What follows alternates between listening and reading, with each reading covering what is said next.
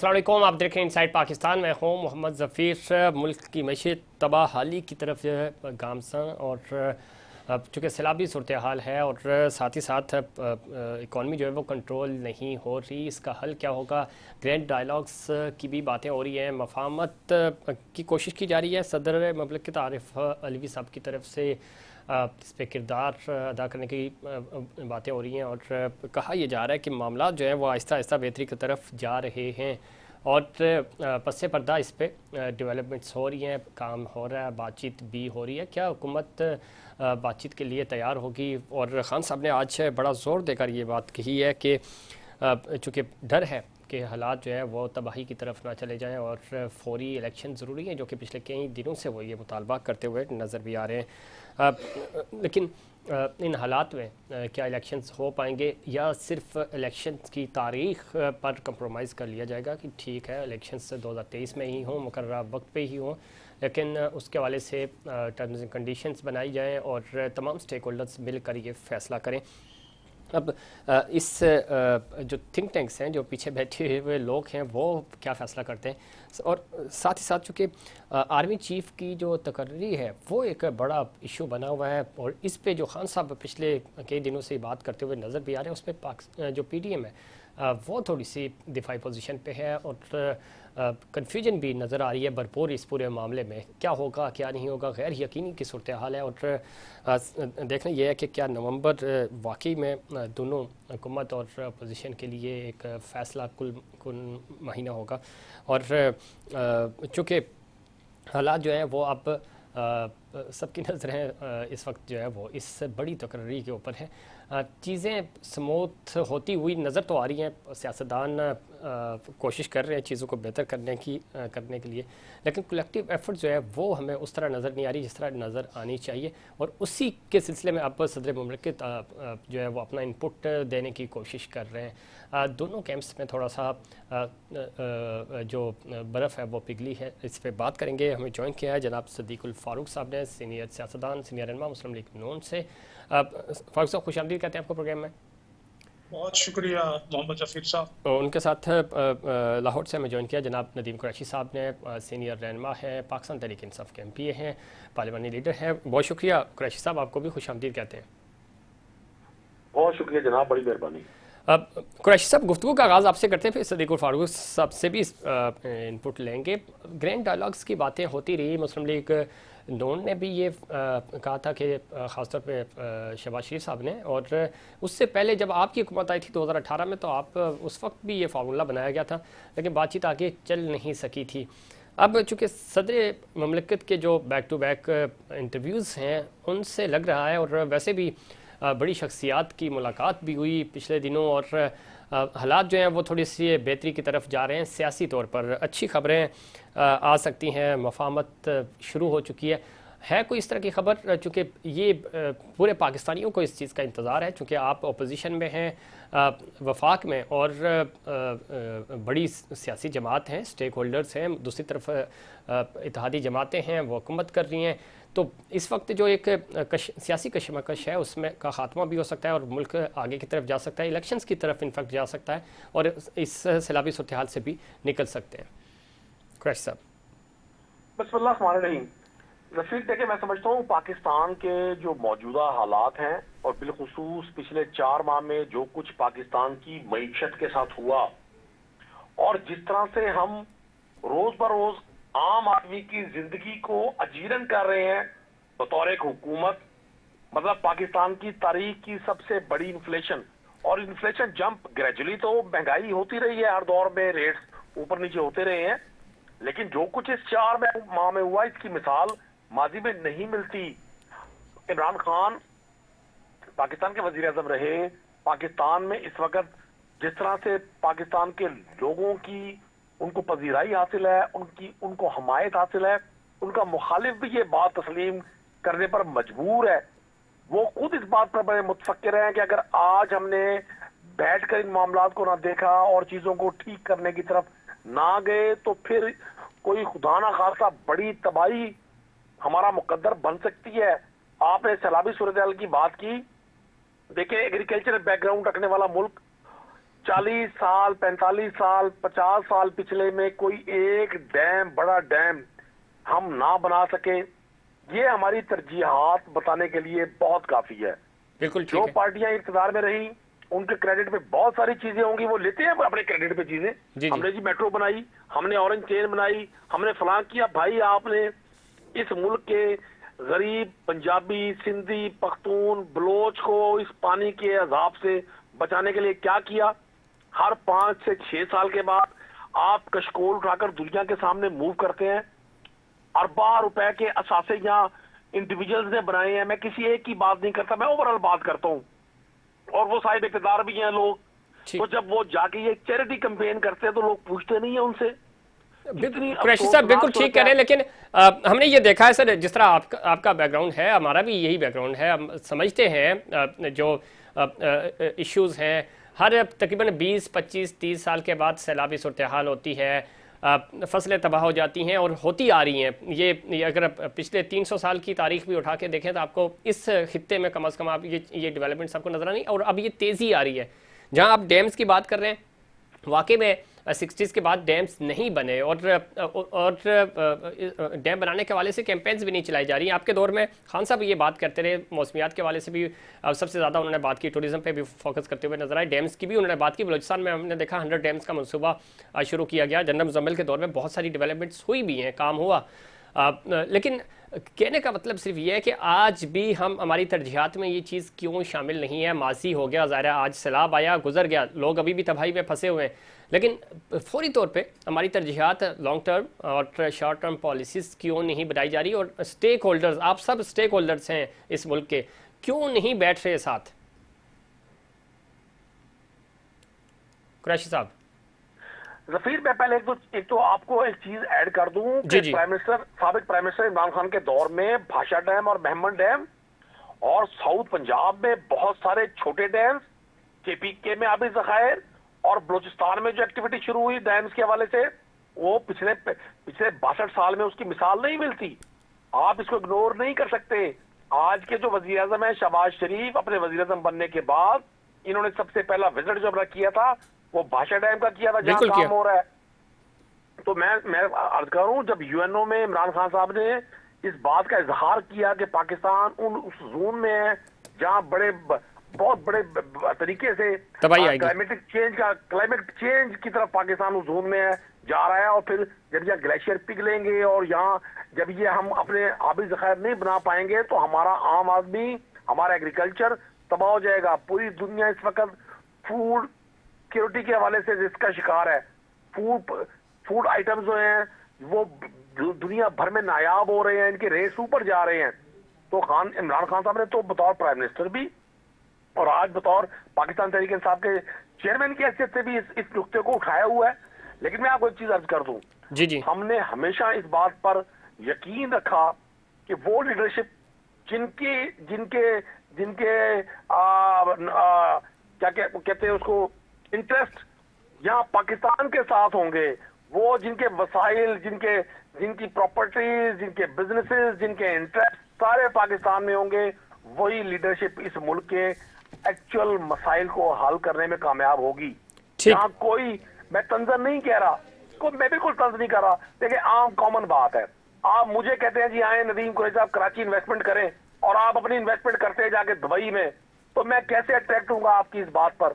आप जब foreign investor को अट्रैक्ट करने के लिए पाकिस्तान लाते हैं और वो जब ये देखता है कि यहाँ की टॉप पॉलिटिकल एलीट की और दीगर टॉप के लोगों की भी जो मुख्तलिफ जगहों से पार में है, उन सबके इंटरेस्ट तो बैरून मुल्क है। ठीक है, दुबई और पनामा और यूके और अमेरिका और स्पेन, उनके तो वहां बिजनेसेस हैं, वो कैसे टच करेंगे? तो बिल्कुल ठीक कह रहे कुरैशी साहब, लेकिन अगेन बात यही है ना कि ये सारी चीज़ें आप सियासतदानों ने मिलकर ही फैसले करने हैं, पॉलिसीज़ बनानी है ताकि आपकी हुकूमत रहे या ना रहे, डैम मुतासिर ना हो, नून लीग की हुकूमत रहे या ना रहे, सड़कें डेवलपमेंट्स के काम रुकने नहीं चाहिए, तो ये पॉलिसी आप सियासतदानों ने बनानी है। सदीकुल फारूक साहब, गुफ्तगू नदीम कुरैशी साहब की आप सुन रहे हैं, इसमें कोई शक नहीं, बिलियंट्रीज हों, उसके ऊपर जो इल्ज़ामात लग रहे हैं वो एक अपनी जगह ऑडिट होना चाहिए चीज़ें, लेकिन उसका फ़ायदा केपी को हुआ। डैम्स के हवाले से उनकी पॉलिसीज़ बड़ी अच्छी रही हैं, और जनरल मुजम्मिल के दौर में जब वो चेयरमैन वापडा थे, डैम्स पे काम हुआ। बहुत सारे डैम्स हैं जिन पे पर्सनली मैंने जाके वहाँ से कवरेज भी की। डेवलपमेंट से हो रही थी, काम हो रहा था, होना चाहिए, और अभी भी वक्त नहीं है। कहा यह जा रहा है, एक रिपोर्ट है यूनाइटेड नेशन की कि 2050 तक तकरीबन 40 करोड़ इंसान माइग्रेशन पे मजबूर हो जाएंगे मौसम की सख्तियों की वजह से, और टॉप 10 में पाकिस्तान भी शामिल है। तो ये हमारी तरजीहात में होना चाहिए ना, आना चाहिए, हमें स्टेक होल्डर्स को बैठना चाहिए और मिलजुल कर एक अच्छी सॉलिड और यूनिफॉर्म पॉलिसी बनानी चाहिए इन तमाम इश्यूज़ पे। बिस्मिल्लाहिर्रहमानिर्रहीम। ज़फ़ीर साहब, आपके सवालात, आपकी सवालों की सूरत में जो तजावीज़ हैं ये बड़ी माकूल है, होना चाहिए। नदीम कुरैशी साहब, मैं भी ज़रा थोड़ा बुलंद होने की कोशिश करूँगा, लेकिन हक़ाइक़ हक़ाइक़ है। आपको याद होगा जब डैम बाबा चंदा जमा कर रहा था डैम के लिए, 10 अरब रुपए जमा हुए जी। उसमें मौजूद आर्मी चीफ ने भी 1 अरब और कुछ रुपए जो हैं उसका चेक फौज की तरफ से भी दिया। ठीक।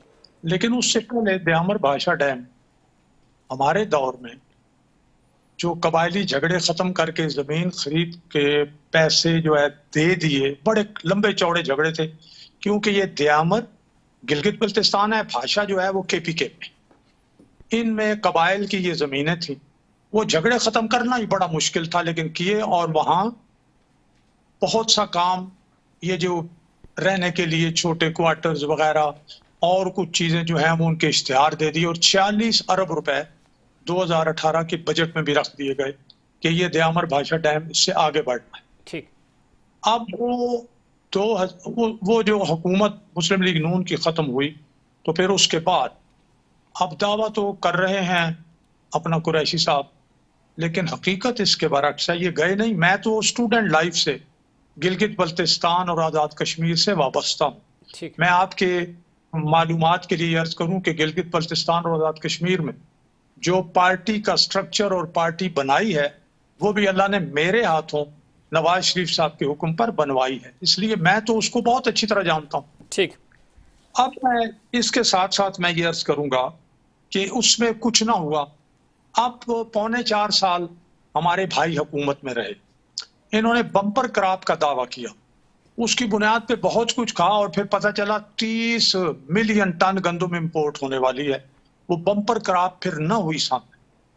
इसी तरह से जब इनको हुकूमत मिली, चीनी सरप्लस, गंदम सरप्लस जो उन्होंने पहले एक्सपोर्ट की, और इतनी एक्सपोर्ट कि फिर शार्टेज हुई तो फिर इंपोर्ट करनी पड़ी, उसमें फिर बहुत कुछ। अब ये इन्होंने कहा था कि मैं इंक्वायरी करूंगा, और वो कितनी करप्शन हुई दवाइयों के मामले में, ये सारी बातें किसी से ढकी छुपी हुई नहीं है। जी जी। अगर ये मामलात इस तरह से होते, जिस तरह से नदीम कुरैशी साहब बयान फरमा रहे हैं, जी जी, तो हम काफी आगे चले गए होते। ठीक है सर, ये चीजें हैं। और सुन ले, 17 में 100 रुपए का डॉलर था, 50 रुपए किलो चीनी थी, 35 रुपए किलो आटा था, और वगैरह वगैरह बड़े बड़े मंसूबे बन रहे थे। 17 में इन्होंने हटाया। सिद्दीक फारूक साहब, ये देखिए, ये माजी का हिस्सा बन चुके हैं, इस पे हम बारहा बात भी कर चुके हैं। मैं ये कह रहा हूं कि इन सब चीजों के होते हुए 4.5 साल इनको दे, 3 साल 3.5 साल इनको दे, बाकी आपके पास इक़्तिदार रहा, सब कुछ होने के बाद भी हम कह रहे हैं कि आगे चलने के लिए अभी तक रास्ता हमवार नहीं हो पा रहा। उस पे आए ना, ताकि जो करप्शन हुई माजी में वो भी खुल के सामने आए, जिसने अच्छा काम किया वो भी सामने आ जाए। मैं उस पे आता हूं, लेकिन एक बात याद रखें, जी जी, अगर हम माजी से सबक नहीं सीखेंगे ना, तो मामलात दुरुस्त कभी नहीं हो सकते। मैं हमेशा कहता हूं, आपके प्रोग्राम में मैं कई दफा कह चुका हूं कि हमारे यहाँ जितने शाखसाने हैं ये आइन से इनहराफ के हैं, आइन तोड़ने के हैं। आज भी कुछ लोग, कोई एक आध बंदा ठीक है करें, फलां काम करें, आइन की पाबंदी करेंगे, हुकूमतें चलेंगी, और कुछ बुनियादी चीजों पर बैठकर इत्तेफाक राय करें, करना चाहिए। अच्छा सर, अब आज की सियासत पे आ जाते हैं ना सर। अभी चूंकि आप कहते थे कि जी जी ग्रैंड डायलॉग की तरफ आप आना चाह रहे थे, अब बातें हो रही हैं, आए ना ग्रैंड डायलॉग की तरफ। जी जी, अगर ये बातें जो हो रही हैं इस बुनियाद पर वाकई पूरी ईमानदारी से, जी जी, खुदा को हाजिर जानकर पाकिस्तान के मफाद में बैठ जाएं और ये देखें कि पाकिस्तान के मफाद में क्या है, खारजा पॉलिसी कैसी चाहिए, ज़री पॉलिसी कैसी चाहिए, इक्तिसादी पॉलिसी मजबूत पर कैसी चाहिए, आइन और जमहूरियत के मामलात कैसे चलेंगे, ये सारी। और इसमें जो मैं हमेशा कहता हूं कि अगर ट्रूथ एंड रिकंसिलिएशन पूरे का पूरा नहीं, तो ट्रूथ से अगर कुछ लोगों को खतरा है, नाराज होते हैं, तो रिकंसिलिएशन के लिए भी एक फार्मूला बन जाए, बनना तो चाहिए, आगे बढ़ सकते हैं। बिल्कुल बनना चाहिए, इसमें कोई शक नहीं। लेकिन सदीकुल फारूक साहब, एक और पॉइंट, खान साहब ने पिछले हफ्ते इंटरव्यू दिया कामरान खान साहब को, उन्होंने कहा कि हम मुल्क के वसी तर मफाद में बैठने को तैयार हैं, इलेक्शन की डेट सेट करें। अब ये नहीं कि फौरी कोई 3 महीने बाद ही इलेक्शन हो जाए। उन्होंने बार बार ये बात पूछी कि इन हालात में ज़रा इलेक्शन नहीं हो सकते, तो उन्होंने कहा मुझे भी पता है, लेकिन इस माशी इस्तेकाम के लिए सियासी इस्तेकाम ज़रूरी है। आप डेट अनाउंस करें अक्टूबर ही अगले साल की 2023 ही की करें, लेकिन बैठें, रिफॉर्म्स करें ताकि हम इलेक्शंस की तरफ जा सकें। शहबाज शरीफ साहब ने उसका जवाब ये दिया अगले दिन, वो ये कहते हैं कि हमें फजूल बातों का हमारे पास टाइम नहीं है, अभी हम सैलाब में और इन चीज़ों में मसरूफ़ हैं। तो फिर अगर इस तरह का एटीट्यूड रहेगा तो ना तो इधर से बात आगे बढ़ेगी ना आपकी तरफ से बढ़ेगी। तो इसको वेलकम नहीं करना चाहिए था आपके ख्याल में खान साहब के इस बयान को? मैं इस पर अर्ज करता हूँ जी, आप ही के प्रोग्राम में उसी दिन मैंने कहा था, जिसमें आर्मी चीफ की एक्सटेंशन की बात भी थी, जी, जी, कि इमरान खान साहब यू टर्न ले सकते हैं, और अगले दिन उन्होंने यू टर्न ले लिया। ये बात दुरुस्त है? बिल्कुल ठीक है सर। मैंने भी आपसे यही कहा था कि वसी तर मफाद में और फिर आगे खाई हो अगर, तो यू टर्न तो बनता है। मैंने वो कहा था कि यू टर्न नेगेटिव मानों में इस्तेमाल होता है, खाई से पीछे हटना तो दानिशमंदी है। ठीक, लेकिन कल आपने एक बात रात कही, अगले दिन आपने वापसी इख्तियार कर ली, ये खाई नहीं सामने आती। अच्छा, मैं आपने जो ये फरमाया कि जनाब हमने भी ये पेशकशें की, अब जिस दिन हल्फ उठाया शहबाज शरीफ साहब ने बतौर वज़ीर आज़म, अगले दिन ग्रैंड डायलॉग की बात की। ठीक है, अब इस पे अगर आइन के पे यकीन रखते हैं इमरान खान साहब, तो आइन में मौजूद है कि मौजूदा असम्बलियां जो हैं वो 9 अगस्त रात 12:01 पे 23/2023 को खत्म हो जाएंगे। ठीक, इसमें तो कोई और बात नहीं है, बिल्कुल नहीं और है।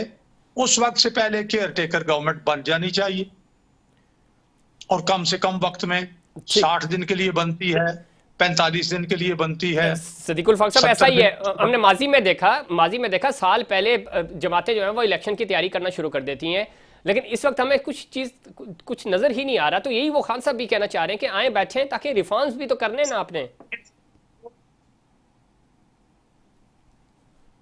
कही है जी। सबसे बड़ी, संगीन, अहम और हमारी कौम के लिए जिंदगी और मौत का मसला ये है कि ये जो सैलाब है, इससे हम अपने 4 करोड़ मुतासरीन को और उनको जो तबाही बर्बादी का सामना करना पड़ रहा है और उसके असरात पूरे मुल्क पर हो रहे हैं, उसको सब मिल बैठकर पहले संभाले ना।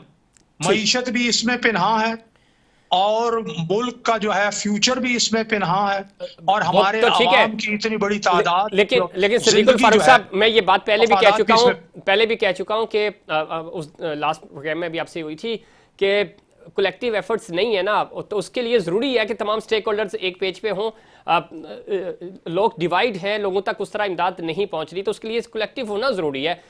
मैं कुरैशी साहब ने ये बात कही है, सदर मुमलिकत ने कही है कि मैं कोशिश कर रहा हूं, पसे पर्दा कुछ हो रहा है, तो खुदा करे कि जो पसे पर्दा हो रहा है उससे कोई तामीर का, काम हो सके। का सूरज ठीक है, नदीम कुरैशी साहब, गुफ्तगू आप सुन रहे थे, किस तरह देखते हैं, चूंकि हल तो यही है, 2 सूबों में आपकी हुकूमत है, कश्मीर में आपके पास हुकूमत है, GB में आपके पास हुकूमत है, और वफाक मुस्लिम लीग नून और उनके इत्तेहादियों के पास है, सिंध PP वालों के पास, और बलूचिस्तान में तमाम वहाँ की पार्टीज मिलकर हुकूमत कर रही हैं।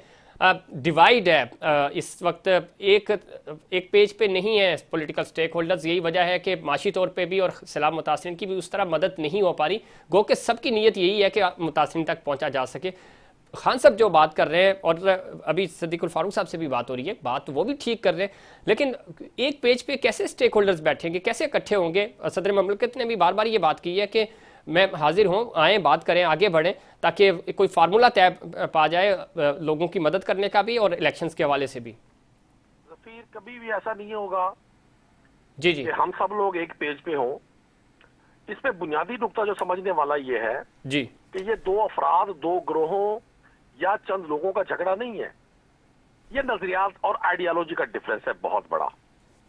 अभी आप देख रहे होंगे कि बिलावल जरदारी साहब, आप कराची से हैं, वो सिंध से हैं, बिलावल जरदारी साहब जी, वो बड़ा क्रेडिट ले रहे हैं आजकल, जी मैंने खरबों रुपया इकट्ठा किया। दूसरी तरफ आप देखें कि उनके जो लीडर्स हैं, निसार कोड़ो है, मुराद अली शाह है और दीगर लीडरशिप है उनकी, उन पर आम सिंधी उनसे बात करने में तैयार नहीं है। वो जब गोट और देहात में जा रहे हैं, लोग उन पे हमलावर हो रहे हैं। यहां सूरत ये है कि साउथ पंजाब के लोगों में 2 या 3 बार मरियम नवाज ने विजिट किया, 1 रुपए की किसी की इमदाद नहीं की, सिर्फ फोटो सेशंस किए। ठीक। यहां आम आदमी के ज़हन में तासुर ये है कि 2008 में जब सैलाब आया था तो वहां सारी इमदादी वो जो अशिया थी वो दुकानों और बाजारों में सेल होती थी। आप बड़े नौजवान और सीनियर जर्नलिस्ट हैं, बड़ा अच्छा आपका एक्सपीरियंस है, चीजों पर आपकी बड़ी गहरी नजर है। देखिएगा 2 माह के बाद कराची के बाजारों में क्या होगा। कुरैशी साहब 2010 में सर, 2010 में खातून, तुर्की की खातून अव्वल का हार तक नहीं बचा था। 2005 में भी ये होता रहा जब कश्मीर में जलजला आया, और अभी की बात है यहाँ पे सिंध में अभी भी चीजें बिक रही हैं आज भी। यही मैं कह रहा हूं कि जब तक कलेक्टिव होनी, चेक एंड बैलेंस नहीं होगा, जैसे कोरोना में आपने एनसीओसी बनाया था, एक लुक आफ्टर थी, पता चल रहा था, कमांड थी, इसी तरह आज भी कमांड बननी चाहिए, जो कि पोर्टल भी बना दिया गया है। जब तक आप सारे लोग इकट्ठे नहीं होंगे तो एग्जीक्यूशन नहीं हो पाएगी ना। हम तो ये मेरा आर्गुमेंट ही यही है कि कैसे चेक एंड बैलेंस होगा, अरपुर पे आ रहे हैं, किधर जा रहे हैं। मैं माफी चाहता हूं, मैंने 2008 मेरे मुंह से निकला, 2010 मैंने कहना था। देखिए मैं आपको बड़ी वाज़ेह चीज अर्ज कर दूं, हमने हर मोड़ पर इमरान खान साहब ने कहा कि करप्शन केसेस के अलावा बात हो सकती है, लेकिन तकब्बुर से भरे हुए सरों से कैसे बात हो। आप मौलाना फजलुर रहमान का अंदाज़े गुफ्तगू देखिए। अभी आपने शहबाज शरीफ साहब की बात की कि फजूल बातों के लिए मेरे पास टाइम नहीं है। आपने मरियम नवाज की परसों की स्टेटमेंट सुनी जी। आप मरियम औरंगजेब की गुफ्तगू सुने। आप वो जो एक लतीफ साहब, जावेद लतीफ साहब, वो ताज़ा ताज़ा वजीर बने हैं, 4 गालियां दी थी उन्होंने भी उस वक्त पाकिस्तान के इदारों को, और उसके एजाज में उनको नवाजा गया। आप तकब्बुर से भरे हुए ये सर, अवाम ने इनसे बदला लेना है। मैं ग्रास रूट लेवल पे काम करने वाला शख्स हूं, मैं कतई नहीं मानता इस बात को कि हम इकट्ठे बैठ सकेंगे। सदर मुमलिकत का एक आईनी उनके पास बहुत बड़ी जिम्मेदारी है, वो सारी आईनी तौर पे वो रहनुमा है इस मुल्क के, तो वो उन्होंने बड़ा अच्छा एक जेस्चर दिया। लेकिन आप जवाबन देखें इस साइड से क्या है, चूंकि आइडियोलॉजी का फर्क है। आप इन्होंने बदतरीन कोशिशें की, बदतरीन मेहनत की, साजिश की। बिल्कुल कुरैशी साहब आप ठीक कह रहे हैं। अब मकसद तो ये नहीं है इकट्ठे होने का कि आप इनके निशान से मिलकर इलेक्शन लड़ें। इकट्ठे होने का मतलब ये है कि इस वक्त एक ओवरऑल जो रिफॉर्म्स की बात की जा रही है, जो इस आफत से बचने की कोशिश की जा रही है, उसके हवाले से चीज़ें बेहतर हो सके ताकि हम एक स्टेप आगे जा सकें। इस पर मजीद बात करेंगे आप दोनों के साथ कि किस तरह ये मफाहमत होगी, किस तरह मामला बेहतर होंगे। लेकिन प्रोग्राम में वक्त हुआ एक ब्रेक का, ब्रेक के बाद नाज़रीन दोबारा हाजिर होंगे और गुफ्तगू करेंगे कि इस वक्त मुल्क माशी, सियासी और आईनी बुरान से कैसे निकल सकता है, और इसके हवाले से जो फार्मूले आजकल पेश किए जा रहे हैं वो कितने कारआमद साबित होंगे। लेकिन उससे पहले कमर्शियल ब्रेक।